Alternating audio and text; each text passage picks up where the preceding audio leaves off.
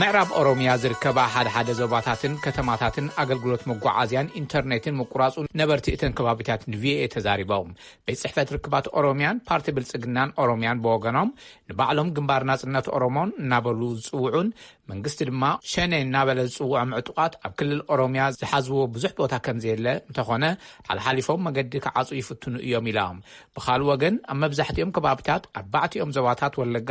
ካብ ዝሓለፈ ሰሙን ጀሚሩ አገልግሎት ኢንተርኔት መቁራጹ ዘረጋገጹ ሓላፊ ኢትዮ ቴሌኮም ዞባ ምዕራብ ብምኽንያት ቴክኒካዊ ጸገም ዝተቋረጹሎም ከባቢታት ንምትዕርራይ ንሰርሕ ኣለና ኢሎም ንጸብጻብና ኮርመልካ ሳራፍሳየ ክተቕርቦያ ነባሪ ከተማ ነቀምቲ ዝኾኑ አቶ ጋሮም ሰአሎሞ ኣብ ሓደ ከባቢታት ምዕራብ ኦሮሚያ አገልግሎት መጓዓዝያ ካብ ዝቋረጽ ልዕሊ ሰሙን ከም ዝኾኑ ንቪኦኤ ተዛሪቦም በዚ ምኽንያት ንዝተፈላለዩ ጸገማት ምስጥሖሙን ገሊጾም በቃ አመገራ ደምቢደሎ ከና ገራ ሶሳ ከና ናብ ደምቢደሎን አሶሳን ዝኸይድ መጓዓዝያ የለን ሰላም ስለዘይብሉ ይፈርሑ እዮም እንተ ተታሒዞም ብኩሎም እዮም ዝቕጥቀጡ ናብራ ኸቢዱ እዩ ዝርከብ ኣዝዩ ሰብ ተጸጊሙ እዩ ዘሎ እዮም ዝበሉ ካብ አዲስ አበባ ናብ ምዕራብ ወለጋ ከተማ ጌምቢ ግዛኣትዋን ዝወፃን መኻይን ልዕሊ ሓደ ሰሙን ይኸውን ክንቀሳቐሳ ዘይምኽኣለን ነበርቲ እቲ ከባቢ ተዛሪቦም ኣብ ቂለም ወለጋ ከተማ ደምቢዶሎ ዘሎ ኩነታት እውን ተመሳሳሊ ምዃኑ አቶ ሎሚ ባሻ ዝተባህሉ ነባሪ ብስልኪ ካብ ዝሃቡና ርእቶ ንምፍላጥ ተኻኢሉ እዩ ኣብ ምዕራብ ኦሮሚያ ሓደ ከባቢታት ንኣገልግሎት ምቁራጽ መጓዓዝያ ዝምልከት ንዝተላዕሉ ጥርዓናት ኣብ ክልል ኦሮሚያ ሓላፊ ቤት ጽሕፈት ረከባት ጌታቸው ባልቻ ከምዚ ይብሎ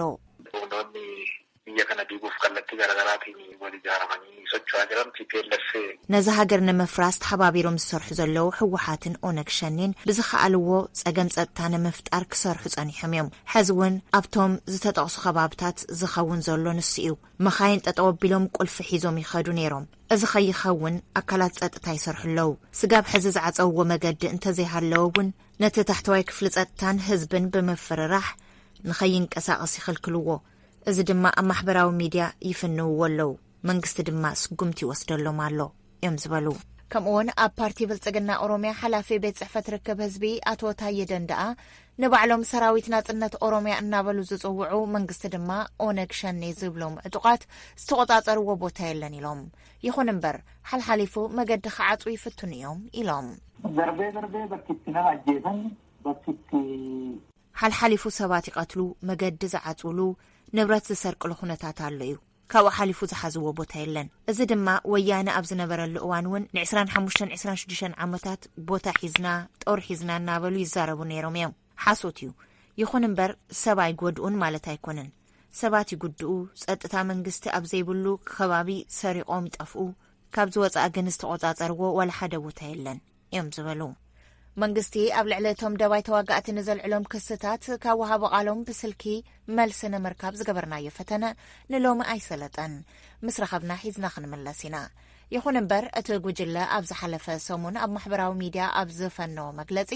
ኣብ ምዕራብን ደቡብን ኦሮሚያ ከምኡውን መብዛሕትኦም ከባቢታት ማእኸላይ ኦሮሚያ መቆጻጸሩ ወተሃደራዊ ካምፕታት መንግስቲ እውን መሓዙ ገሊጹ ብተመሳሳሊ ካብ ዝሓለፈ ዓርቢ ጀሚሩ ኣብ ከባቢታት ምዕራብ ኦሮሚያ ምቁራጽ አገልግሎት ኢንተርኔት ምህላው ነበርቲ ሓቢሮም ነዚ ኣመልኪቶም ኣካየዲ ስራሕ ዞባ ምዕራብ ኢትዮ ቴሌኮም ሙላቱ ጉደታ ብስልኪ ኣብ ዝሃብዎ መልሲ ንሕና እውን እቲ አገልግሎት ምስ ተቋረጸ ኢና ሰሚዕና ብፍላይ ምስ ሞባይል ኮር ባንክ ተታሒዙ ተቋሪጹ እዩ ካብ ከተማ ነቀምቲ ወጻኢ ኣብ ኩሎም ዞባታት ወለጋ ተቋሪጹ እዩ ኣብ ነቀምት ብዳታን ብሮድባንድን ዝሰርሕ ኣሎ ነቶም ብቴክኒካዊ ምኽንያት ዝተቋረጹ ክንሰርሖም ንፍትና ኣለና እቲ ካልእ ግን ካብ ላዕለዋይ ኣካል ትእዛዝ ንጽበለና እዮም ዝበሉ እቲ አገልግሎት ተቋረጸ መስቲ ኣብ መንጎ መንግስትን ጉጅለ ዕጡቃትን ዝግበር ዘሎ ጎንፂ ርክብ ይሃልዎ ኣይሃልዎ ምርግጋጽ ኣይተኻለን ቅድሚ ሓደ ዓመት ግን መንግስቲ ኣብ ልዕሊ እቶም ዕጡቃት ንዝወሰዶ ስጉምቲ ስዒቦ ኣብቲ ከባቢ አገልግሎታት ስልክን ኢንተርኔትን ክቋረጽ ገይሩ መንባሩ ዝዝከር እዩ ኣብ ክልል ኦሮሚያ ልዕሊ 2 ሚልዮን ሰባት ተጠቀምቲ ረድኤት ምግቢ ከም ዘለው እቲ ክልል ኣፍሊጡ ናይ ኦሮሚያ ምክትል ኮሚሽነር ኮሚሽን ስራሕ ኣመራርሓ ስጋት ሓደጋ ኣቶ ገረሙ ኦሊቃ ኣብቲ ክልል ካብ ዝርከባ 21 ዞባታት ብዘይካ 2 ዝተረፋ ዞባታት ናይ ምግቢ ረድኤት ተጠቀምቲ ከም ዘለዎን ንሬድዮ ድምፂ ኣሜሪካ ተዛሪቦም ብተመሳሳሊ ዜና ናይ በልግ ዝናብ ብምዝንጉዑን ጸገም ጸጥታ ብዘስዓቦ ጸገምን ኣብ ዞባ ጉጂ ኣስታት 300,000 ነበርቲ ንሕጽረት ምግቢ ከም ዝተቃልዑ ናይቲ ዞባ ቤት ጽሕፈት ስራሕ ኣመራርሓ ስጋት ሓደጋ ፍሊጡ ይብል ጸብጻብ ከልሞ ዳዊት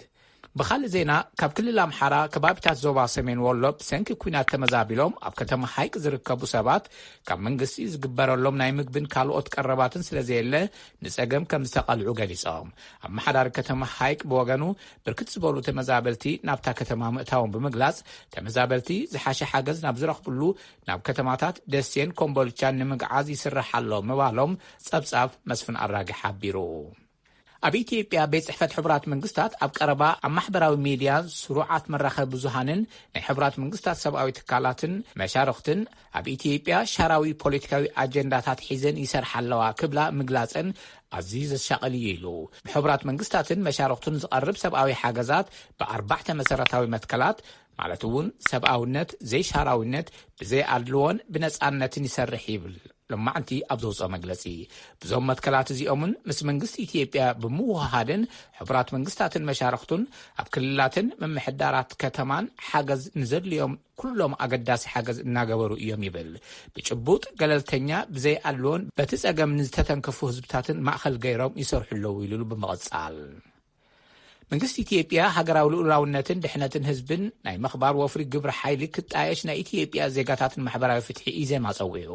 ንሕወሓት ደጊፍኩም ብዝብል ዝወሰዱ ናይ ጅምላ ስጉምትታት ብህፁፅ ጠጠው ክብሉን ቁልጡፍ ናይ ምፅራይ ስራሕ ክስራሕን እውን እቲ ፓርቲ ሓቲቱ ኣሎ ኢዜማ ልማዓንቲ ኣብ ዝፀውዖ ጋዜጣዊ መግለፂ ብመሰረት ዝዘርግሖ ናይ ፅሑፍ መግለፂ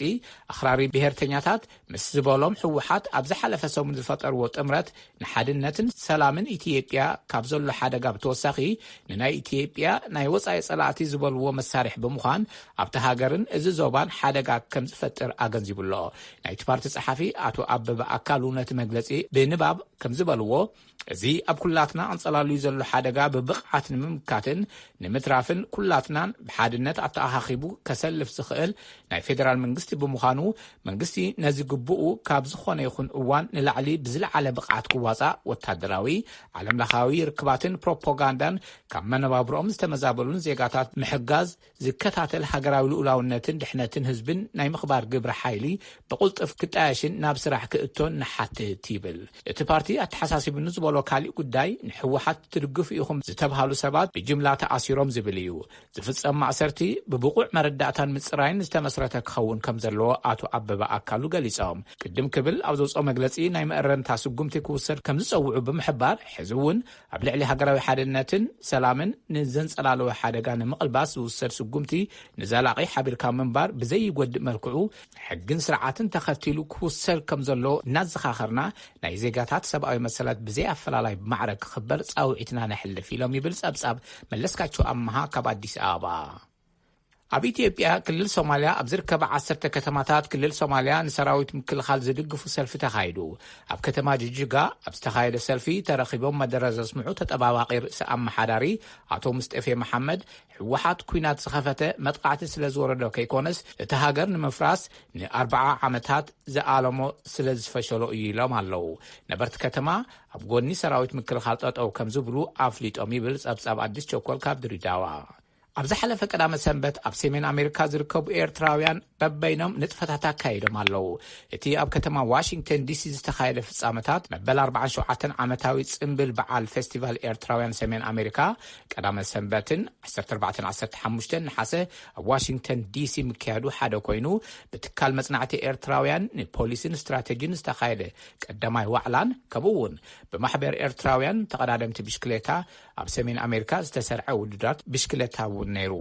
ኣብ ዝሓለፈ ሰሙን አልሸባብ ናይ ዲብያ መጥቃዕቲ ድሕሪ መፍጻሙ ኣብ ሶማሌ ሓይልታት ሕብረት ኣፍሪካ ንሸውዓተ ሲቪላት ተኩሶም ከም ዝቀተሉ ኣመሓዳሪ ታሕታይ ሸበሌ ዓብዱልካድር መሐመድ ኑር ገሊፆም እቲ ቅትለት ካብ ከተማ ሞቃዲሾ ብኣንፈት ደቡብ 100 ኪሎ ሜትር ርሒቓ ኣብ እትርከብ ኣብ ጥቓ ናይ ገጠር ዓዲ ጎሊ ወይኒ 10 ነሓሰ 2021 ኣቆፃፅራ ፈረንጂ እዩ ተፈጺሙ ሰበስልጣን ሶማሌን ሕብረት ኣፍሪካን ዕጡቃት አልሸባብ ኣብ ጥቓ ናይታ ገጠር ዓዲ እቶም ዓቀብቲ ሰላም ኣብ ልሙድ ናይ ጸጥታ ምሕላው ስርሖም እናሃለዉ አልሸባብ ኣድብዩ ከም ዘጥቆዖም ኣረጋጊፆም ኣለዉ እቶም ወታደራት ምስቶም ናዕበኛታት ንብዙሕ ሰዓታት ዝወሰደ ከቢድ ውግእ ኣካይዶም ሓደ ወታደር ሕብረት ኣፍሪካ ከም ዝተቐትልን ካልኦት ክልተ ድማ ከም ዝቆሰሉን ኑር ሓቢሮም ዓሚሶም ብዛዕባ እቲ ናይ ሲቪላት መቕተልቲ ምርመራ ከም ዘካየደን ውፅኢቱ ዕላዊ ከም ዝገብርን ገሊጹ ኣሎ ናይ ዚምባብዌ ቀንዲ መራሒ ተቃዋሚ ፓርቲ ሃካይደ ሂችልማ ኣብቲ ሃገር ኣብ ዝተኻየደ ፕሬዚዳንታዊ ምርጫ ተዓዋታይ ምዃኖም ብወግዒ ተገሊጹ። ኣብ ዝተኻየደ ዳግመ ምርጫ ልዕሊ 50% ድምፂ ብምርካብ እዮም ተዓዊቶም ዘለዉ። ኮሚሽን ምርጫ እቲ ሃገር ሎማዓንተ ኣብ ዋና ከተማ ሉሳካ ከም ዝገለጾ ሂችልማ ልዕሊ 2.8 ሚልዮን ድምፂ ረኺቦም ተዓዊቶም ኣለዉ። ናይቲ ሃገር ፕሬዚዳንት ኤድጋር ሊንጉ 1.8 ሚልዮን ድምፂ ረኺቦም ኣለዉ። ታሊባን ኣፍጋኒስታን ቁፅፅሮም ከም ዝሐየሉን መዕረፎ ነፈርቲ ካቡል ኣብ ሕንፍሽፍሽ ከም ዝኣተውን ዝመፀና ዜና ሓቢሩ።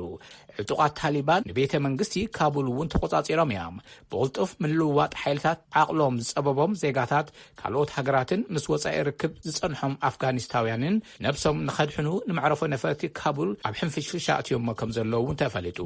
ቪኦኤ ንዘዳለዎ ሪፖርት ኣብርሃም ተስፋልኡል ተርጊምዎ ኣሎ። በትረ ስልጣን ካቕርቦ እዩ። እቶም ጉጅለ ጣሊባን ድሕሪ 10 ዓመታት ንርእሰ ከተማ ካቡል ኣብ ዝተቆፃፀረሉ እዋን መዕርፎ ነፈርቲ እቲ ሃገር ቀንዲ መስሕብ ማዕከናት ዜና ኮይኑ ኣሎ። ሓይልታት ጣሊባን ገስጋሶም ናብቲ መዕርፎ ነፈርቲ ከብሉ ከለው ሰራዊት ኣሜሪካ ድማ ብማዕዶ እቲ ናይ ምግዓዝ በረራታት ምእንታን ከይተዓናቐፍ ናይ ምክልኻልን መፈራርሕን ተኽሲን ከስምዕ ከም ዝወዓለ እውን እቲ ዜና ይሕብር። ዝረዓዱን ነፍሶም ከድሕኑ ዝጓየዩን ዜጋታት ዝተፈለየ ሃገራት ብሰፊሑ ይሳተፋሉ ኣብ ዘሎ እዋን በዓል ስልጣን መጓዓዝያ ኣየር ኣፍጋኒስታን ድማ መዕርፎ ነፈርቲ ካቡል ክሳብ ዝቕፅል መምርሒ ዝወሃብ ንሲቪላዊ በረራታት ዕፁብ ምዃኑ ኣፍሊጡ። ከም ዩናይትድ ኤርዌይስ ናይ ኣሜሪካ፣ ናይ ዓዲ እንግሊዝ ብሪቲሽ ኤርዌይስ፣ ናይ ጀርመን ሉፍታንዛን ኤሚሬትን ናይ ፓኪስታን መገዲ ኣየርን ናብ ካቡል ዝነበረን በረራታት ኣቋሪፀን ኣለዋ። ብዙሓት ሃገራት ሰራሕተኛታት ኤምባሲታትን ብምልኦም ኣብ ዘውፅኣሉ እዋን ሚዛን ሓይሊ ስለ ዝተቀያየረ መዕርፎ ነፈርቲ ካቡል ኣብ ቅልውላው ኣትየሎ። ሰራዊት ጣሊባን ኣብ ጎደናታት ካቡል እናዘሩን ሓለዋታቶም እናቐፀሉን ይርከቡ። ሓደ ካብ መስረት እትጉጅለን ምክትል ኣዛዚ ጣሊባንን ሙላህ ዓብደልቃዲ ባራዳር ብሰንበት ካብ ኣብ ዶሃ ቀጠር ዝርከብ ቤት ጽሕፈቱ ኮይኑ ኣብ ዝፈንው ናይ ቪድዮ መልእኽቲ ነቶም ዕጡቃት ድሕሪ ምሙጋሱ ሓላፍነት ህዝብን ካልእ ጉዳያትን ኣብቲ ሃገር ንዓኣቶም ከም ዝምልከትን ገሊጹ። ንሱ ብቋንቋ ፓሽቱ ኣብ ዘሕለፎ መልእኽቲ ህዝቢ ክረጋጋእን ዘድሊ ጠለባት ክማልኡ ምዃኖምን ኣመልኪቱሎ። ዋና ጸሓፊ ሕብራት ሃገራት አንቶኒዮ ጉተረስ ብወገኖም ጣሊባን ድሕነት ዜጋታት ንክውሕስ ጸዊዖም። ኣሜሪካ እትርከበን 60 ሃገራት ብሰንበት ኣብ ዘውፅኦ መግለፂ ድማ ጣሊባን ንውሕስ በረራ ዝተፈላለዩ ዜጋታትን ክወፁ ዝደልዩ ኣፍጋኒስታውያንን ከትግብር ተማሕፂነን እየን። ፕሬዚደንት ኣፍጋኒስታን ኣሽራፍ ቃኒ ምስ ምክትሎምን ካልኦት ላዕለዎት መንግስታዊ ሰበስልጣንን ሰንበት ካብቲ ሃገር ሃዲሞም ናብ ታጂክስታን ከም ዝሰገሩ ተፈሊጡሎ። እቶም ፕሬዚደንት ኣብ ፌስቡክ ኣብ ዘውፅዎ መግለፂ ምፍሳስ ደም ከውግዱ ኢሎም ከም ዝሃደሙ ድሕረ ምሕባር ካብ ታጂክስታን ናብ ዘይተፈልጠ ካልእ ስፍራ ምኻዶም ተጠቒሶሎ። መወዳእታ ዩናይትድ ስቴትስ ንዜጋታታ ተወሳኺ ናይ ኮሮና ቫይረስ መሐየሊ ክታበት ክትህብ እንተደኣ ኮይና ኣብተን ዝቕፅላ 2 ሰሙናት ዝረአዩ ኢሎም ዳይሬክተር ሃገራዊ ኢንስቲትዩት ጥዕና ንፎክስ ኒውስ ኣብ ዝሃቦ መግለፂ ሰራሕተኛታት ጥዕና ኣብ ናይ ዓበይቲ መንበርታት ዝሰርሑን ካልኦትን ነቲ ተወሳኺ ክታበት ዝወስሉ ኣብ ቅድሚት ዝተሰርዑ እዮም ኢሎም እቶም ዳይሬክተር ኣብ ዩናይትድ ስቴትስ በብዕለቱ 129,000 ሰባት ብሓድሽ ዓይነት ኮሮና ቫይረስ ዴልታ ሓደሽቲ ይልከፍለው። ኣብ መጀመርያ ወርሒ ሓምለ ካብ ዝነበረ ብ700% ወሲኹሎ። ኮሊንስ እቲ ለበዳ ኣብ መዓልቲ ናብ 200,000 ክድይብ ኢሎም ኣለው። ዩናይትድ ስቴትስ 36.7 ሚልዮን ሰባት ብምምዝጋብ ኣብ ዓለም ቅድሚት ተሰሪዓላ። ኣብ ዙርያ ዓለም ክሳብ ሎማዓንቲ ንጉሆ ሶኒ 207 ሚልዮንን 217,030 ሰባት ብኮቪድ-19 ዝተተሓዙ 4,362,337 ድማ ዝሞቱ ተመዝጊቦም ኣለው። ዜና ኣብዚ ይፍጸም።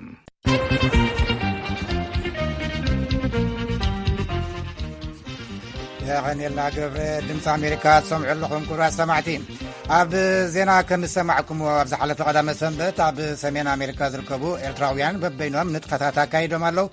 التي أب كتما واشنطن دي سي استخايدة في سامتات عمتاوي فيستيفال محبركم إلتراويان سمين أمريكا بتكال مصنعتي إتراويان بوليسين استراتيجين استقايدة قدامي وعلا كم أون بمحبر إتراويان تقدمت بشكلتا أب سمين أمريكا زي تسرعي وددر بشكلتا يونيرو ثم قلت صبصابات عبالات VOA كفر تقرينيا حرزام السقاقري ናይ ሎሚ ዓመት ፌስቲቫል ኤርትራውያን ኣሜሪካውያን ከምቲ ናይ ቅድሚ ሎሚ ኣብ ዝተፈላለያ ከተማታት ዘይኮነስ ብጥርኑፍ ኣገባብ ኣብ ሓደ ቦታ ኣብ ዋሽንግተን ዲሲ ተኻይዱ ኣብቲ ንክልተ መዓልታት ቀዳመ ሰንበት መምርሕታት ኮቪድ ተኸቲሉ ዝተኻየደ ፌስቲቫል ኤርትራ ካብ ዝተፈላለያ ግዝኣታት ዩናይትድ ስቴትስ ዝመፁ ኣስታት 1,000 ዝኾኑ ተሳተፍቲ ተረኺቦም ነይሮም። ፍሉይ መለለይ ዓመታዊ ፌስቲቫላት ብዝተፈላለያ ግዝኣታት ዝቆማ ቁሸታት ማለት ዳሳት ክኾና ከልዋ ሎሚ ዓመት እውን ንኹለን ብሄራት ኤርትራ ባህልን ጥበብን ብዘንጸባርቕ መንገዲ ብመጠኑ ተደኲነን ነይረን። እተን ቁሸታት ብተወሳኺ ኣብ ኤርትራ ንዘሎ ማሕበር ኢኮኖምያዊ ኩነታት ንምጉላሕ ጻዕርታት ከም ዝገበራ እውን ቪኦኤ ዘዘራረቦም ወከልቲ ይገልጹ። ናይቲ በዓል ቀንዲ ዛዕባ ዝነበረ ብጸሓፊ ህዝባዊ ግንባር ንዴሞክራስን ፍትሕን ኣቶ ኣላሚን መሐመድ ስዒድ ካብ ኣስመራ ብርሕቐት ዝሃቦ ሰሚናር ክኸውን ከሎ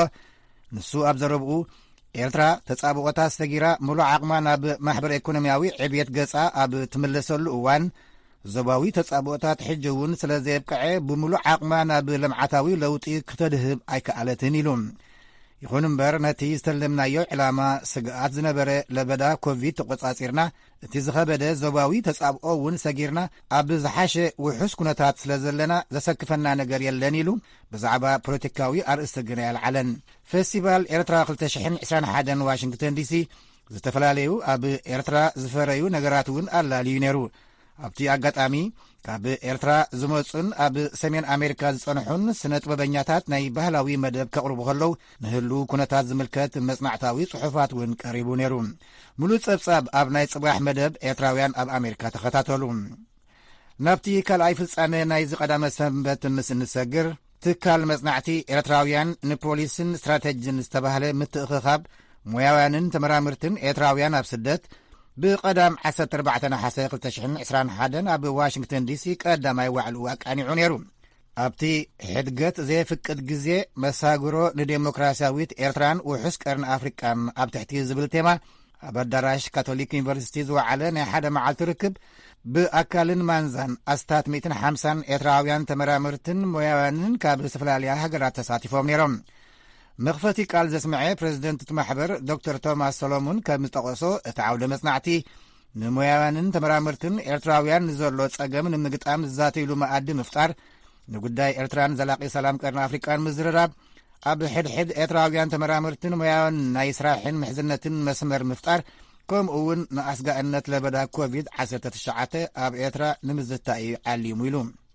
ኣብቲ ኣጋጣሚ ብኣካልን ማንዛን 6 ወረቓቕቲ ክቐርብ ከሎ ድሕሪ ነፍሲ ወከፍ ጽሑፍ ድማ ክፉት ናይ ክትዕን ልውውጥን ባይታ ነይሩ። ኣብ ጉጅለታት ዝተመቓቐሉ ተዛተይቲ ድማ ድሕሪ ነፍሲ ወከፍ ዘተ ውፅኢት ክትዖም ንተሳተፍቲ የካፍሉ ነይሮም። ኣብቲ ኣጋጣሚ እውን ኣብ 2000 ዓመተ ምህረት ንሓደገኝነት ኤርትራ ተኸዶ ዘላ ኣንፈት ኣመልኪቶም ናብ ፕሬዚደንት ኢሳያስ ቅሉዕ ደብዳቤ ንዝጸሓፉ 13 ኤርትራውያን ምሁራንን ሞያውያንን ናይ ኣፍልጦን ምስጋናን ምስክር ተዋሂቦም።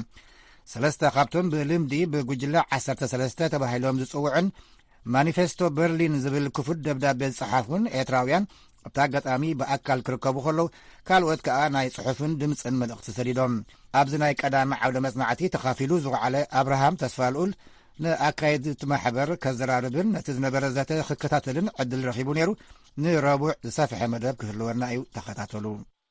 ሳልሳይ ንጥፈት ኤርትራውያን እውን ነይሩ። ንውድድር ብሽግለታ ዝምልከት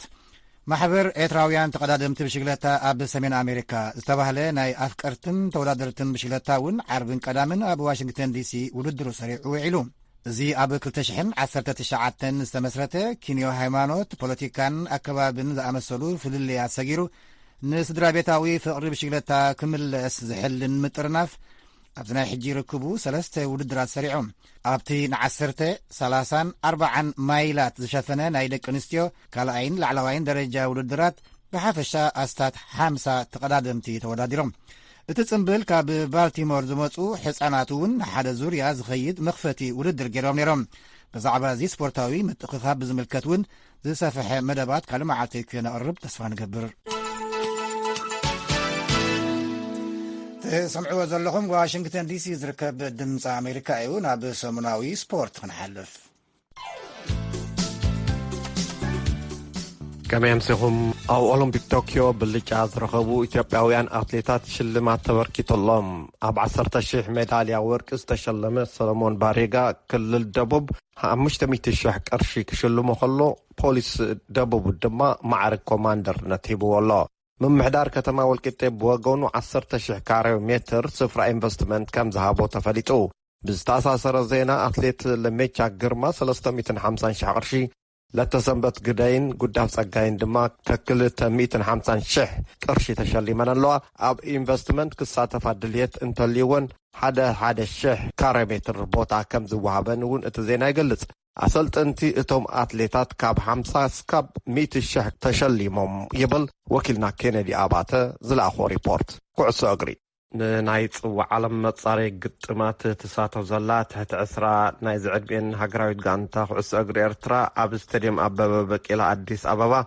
ناقراويت غانتا جوتي تحتي عسرا زعدمين سلستن هذا سعرا سباين دهر ليونيل ميسي ناب سرع قطمات تماليسا زلا غانتا بارسيلونا نغانتا ريال سوسيداد أتاناقيدا بزع قوصيت 4 نقلت تتعاويتها اب ستاديوم زنبرو دقفتي بارسا غنا فقري ليونيل ميسي زوصلو ما يمثلن دحر 17 عامت نعاوتات اتا غانتا مبقسي زنبره ميسي مستفليمون شمو بعوتا مقواحا يقارصون اب زينبرلو ستاديوم غانتا بارسيلونا مصريل سوسيداد ن9 دقائق تصاويتا 4 نقل تقطعوت كلا اب ستاديوم زنبرو دقفتا اما بال 55 دقيقة ميسي بارسا انابلو يجدرو نيروم ميسي غنا نخيملس كيديو مس فرنساويت غانتا باريس سين جيرمان يتصاوتالو بريمير ليج عد انجليز ارسنال ببرنتفورد 2-0 تسعيرا افلا ما يقطما كاب تحتواي ليج زمصتيا غانتا برنتفورد مانشستر يونايتد ليدز 5-1 افانياتا تشيلسي كريستال بالاس 3-0 ايفرتون ساوثهامبتون 3-1 ليفربول نورويتش 3-0 توتنهام مانشستر سيتي 1-0 اقرام وصيت ميدا تنس أفكرت ميدا تنس بسنكي كنت تعنا وري تصواتاي ميدا تنس روجر فيدرر يشاقلو اللو أزيو تبالا حاتاين من الباشون مدارك تألبو تباهلو بقالة تنتنت سبورت زربالون سويساوي روجر فيدرر بسنكتي أبزق ربا زنبرو قطم أب اقرو مقدات سلزقات أمو دكتورو مطوحتي كيرليكا أي ترفن كمزبالو يزارب إذا كم دي الكلو إدمي روجر فيدرر أميدا تنس يبقى دخون إلوم زساقو سباتون اللو إذا دعرواي مطوحتي مبال سالساي مطوحتي سلزخونو داقيم أميدا أي ملسن زبل سمعت كم زحادرون بعلو فيدرر قليس الله 4 عمد زعدمي فيدرر 10 قزين جراند سلام عبيت قطمات مالتيو كمون 103 قزيه مس أبزتفرالي مدرخات تقاتيمو زتعوت سمي تصواتاي ميدا تنسيو أبسبن وخن ماتخلنا فاونديشن روجر فيدرر زبهال ودا بمسريتو بحلفي أبتحت دخندت نزركو قلعو أفريكان سويسرلاندن أدل تمرتي زمجاجوه لقاسبيو أمود داتا أبشان 974 مسحري تقانتا كعس أقري ناي شعوج هاقر معراب جرمن تسلفو تسوى عالم زتعوت جارد مولر أمبل 75 عامت عدميو عارفو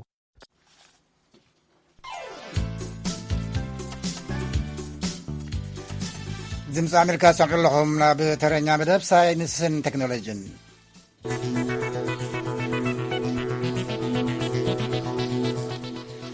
እስጢፋኖስ ኣስናቀ ይበሃል ኣብ ደቀ መሓረ ኤርትራ ዝነብር ኣብ መምሕያሽ ቆጠብቲ ጸዓት መጎጎታት ነጥብ በዓል ሞያ ኤሌክትሪክ እዩ ጠንቂ ምብራስ ኣግራብ ንዝኾነ ናይ ዕንፀይቲ መጎጎን መቕሎን ኣመሓይሹ ብምስራሕ ምብራስ ኣግራብ ንምጉዳልን ካብኡ ሓሊፉ እውን ምውጋድን ሓሊኑ ይሰርሕ ከም ዘሎን ድሮ እውን ሃልኪ ኤሌክትሪክ ብፍርቂ ተጉድል መጎጎን ኤሌክትሪክን ዝሰርሕ መቕሎን ከም ዝሰርሐ ንቪኦኤ ዛሪቡሎ ኣብ ፀብፃብ ብርሃነ በርሀ እስጢፋኖስ ኣስናቀይ ተጠቃምነት ዕንፀይቲ ኣብ ምጉዳል ዝሕግዙ ዝተፈላለዩ መፍሰሊ ምግብታት ኣብ ምስራሕ ዝነጥፍ ኣብ ፈለማ 4 ዝርከብ ሕርኩት ሰራሕተኛ እዩ ኣብ 1997 ሓሙሻይ ዙርያ ሃገራዊ ኣገልግሎቱን ምፍጻም ኣብ ምክልኻል ኣብ ዝተመደበሉ እዋን ብፀሓያዊ ፀዓት ዝሰርሕ መፍሰሊ ምግቢ ንምስራሕ ከም ተበገሰን ፕላስቲካዊ ሌንስ ካብ ወጻኢ $250 ጠሊሙ ኣብ ዘካየዶ ፈተነ ተስፋ ዝህብ ውጽኢት እንተረኸበ እኳ ዋጋኡ ክቡርን ኣገልግሎቱን ውሱን ብምንባሩ ኣብ 2010 ሃልኪ ጸዓት ኤሌክትሪክ ብፍርቂ ተጉድል መጎጎ ከም ዝሰርሐን ካብ ሚኒስትሪ ጸዓቱን ናይ ኣፍልጦ ምስክር ወረቐት ከም ዝተዋሃበን እስጢፋኖስ ወሲኹ የረድእ። 2012 ከምዚ ኣብ ወረቐት ትሪኦ ዘለኻ ሚኒስትሪ ጸዓትን ማዕድንን ዝሃበን ናይ ኣፍልጦ ወረቐት ቅድሚኡ ከምዚ ፊርና ይፈልጥን ናይ ምሎምኒ ኣብቲ ናቶም ላብ 3-4 ግዜ ቢሕቀይ ሒዘ ሰንካሲተ ሒዘ እናተመላለስኩ ፈቲኖም ነቲ ስራሕ ዝሃቡኒ ወረቐት ነቲ ዝነበረ ሃልኪ ልዕሊ ፍርቂ ኣብ ጅላቶ ቦታ ብሓፈሻ ስጋብ 60% ኤፊሽንሲ ኣርያ ጽቡቕ ኮይና ማለት እዩ። እታ ዝሰርሐ መጎጎ ነቲ ብሰንኪ ትሑት ዓቐንን ቆጠርቲ መጎጎ ክጥቀሙ ዘይከኣሉ ከባቢታት መጎጎ ኤሌክትሪክ ክጥቀሙ ከም ዝኽኣሉ እስጢፋኖስ ብኣብነት የብርህ። ብግዜ ደርጊ ድዩ ካልእ ተዓዲለን ነበራ ቆጠርቲ ልዕሊ 10 ኣምፐር ይሕልፋን ኣብታ ኮንታክተር ናይ 10 ኣምፐር ብሬከር ኣላ ልዕሊኡ እንድሕር ከይዱ የቋርጽ ነው። ስለዚህ ተጠቀምቲ ነበሩ ናይ ተዕድል ዝሃዳሙ ሕጂ ተጠቃሚ ነበረ ናይ መጎጎ ኤሌክትሪክ ቆጻር እናሃለዎም መጎጎ ኤሌክትሪክ ክትጥቀሙ ይክእሉ ነይሮም። እዚ ብፀሓይ ሰዓት ሰርሕ ዘሎ ኣብነት ከም በዓል ዓረዛ ካልእ ዓድታት ወይን ዘሎ ከተማታት ኣብነት ሕጂ ተጠቀምቲ ናይ መጎጎ ኾኑሎ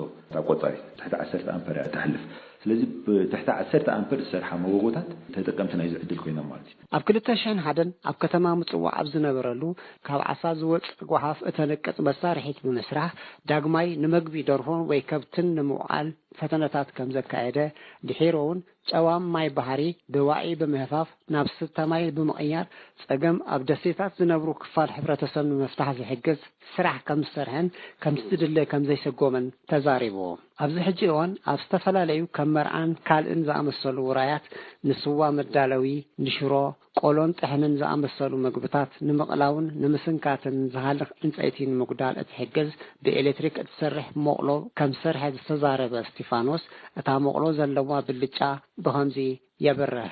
هذا كم استرياد لها قومتا قرطا كل نتانا يقدم مغلات مسكال بتعنا عند حريناو بتتكز مصنا تنفاس تاساسر نا عين تاساسر كله الرجي نزا امثل شيغا كتفتحها باسالطون ترينا انا ابنت مغلق سنكت اندحركينكا ابدغوتي كا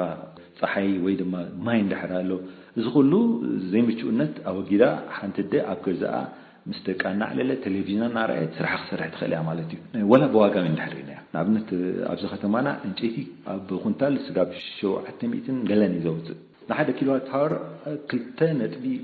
60 غلن سنتيم نخفل ስለዚህ በዚያ ብዙ ሐሳለት ማለት ነው ስለዚህ አጠቃላይና ኸንሪዮ ኸልና ጥቅማ በገንዘብ በአሳልጦ በጥዕና በምቹነት ብዙ ነገር እዚህ ሴኩት ገብረና ማለት ነው ፈዓቢውን ዓለም ሰኪፈዋ ዘሎ ነገር ኣብዚ ሃገር ሕጂ ንነቕሐልና መብራስ ኣግራቢ ወላ ዝኹሉ ዓይነት መጉጉ ተሰሪሕ ይገለወይን ገረብ ምቁራጽ ሲላ ይቋርጽ ተዓብ ምክንያት እንታይ እንደሕሪና እቲ ናይ መቕሎ ነገር ህዝብና ወራይ ስለ ዝፈቱ ብዙሕ ነገር ካብ መቕሎ ስራሕ ስለ ዘሎ እቲ ምቁራጽ ኣግራብ ኣይቋርጽ ሕጂ ምስራሕ ናይ ዛ መቕሎ ነቲ ሓደጋ ናይ ምቁራጽ ኣግራብ ክንከይ ዝብል ልዑል ተስፋ ኣለና ማለት እዩ ተጠቃሚት ናይዛ ናይ ኤሌክትሪክ መቕሎ ዝኾነ ኣደ ብወገነን ብብዙሕ ሸነኻታት ተመራጺት ከም ዝኾነት ርእቶን ሂበና ኣለዋ ኣነ ደገፍ ብርሃን ይባሃል ደቅም ሓሪ ይምድ እዛ መቕሎ እዚኣ ብኩሉ ነገራ ተሐጊሰላ ምክንያቱ ኣነ ብትሓደ ወገን ካብ ንፋስ ትሒነ ካብ ፀሓይ ትሒነ ኣገዛይ ኮይነ ሓዳሪ እንዳጎበርኩ ዓተረ ይቆልወላ እጫይ ስንክተላ ዘድለየን ዝኾነ ነገር ሰልሐላ ማለት እዩ ብ10 ደቂቃት ረስን ካብ ትክድ ሒነን ካብ ኣግራብ ምብራስ ነቲ ሃገሩን ነቲ ዝኾነ ነገሩን ኣድሒነን ናይ ስነ ጽሑፍ ስንባለን ድሌትን ከም ዘለዎ ዝተዛረበ እስጢፋኖስ ጎኒ ናይ መጎጎ ስርሑ ዝተፈላለዩ ጽሑፋትን መጽሓፍትን ከም ጸሓፈዩ ዝዛረብ ኣብ ቀጻሊ ፈሃም ንምጉዳልን ንምውጋድን እትሕግዝ ፋርኔሎ ናይ መስራሕ መደብ ከም ዘለዎ ሓቢሩና ኣሎ ብርሃነ በርሀ ንድምፂ ኣሜሪካ ካብ ኣስመራ ሓፈሻዊ ምድማ ድማ በዝን ፍጽማልና ጽባሕ ሰሉ ሲራኽበና ክብረ ሰማዕቲ ሮም ለይቲ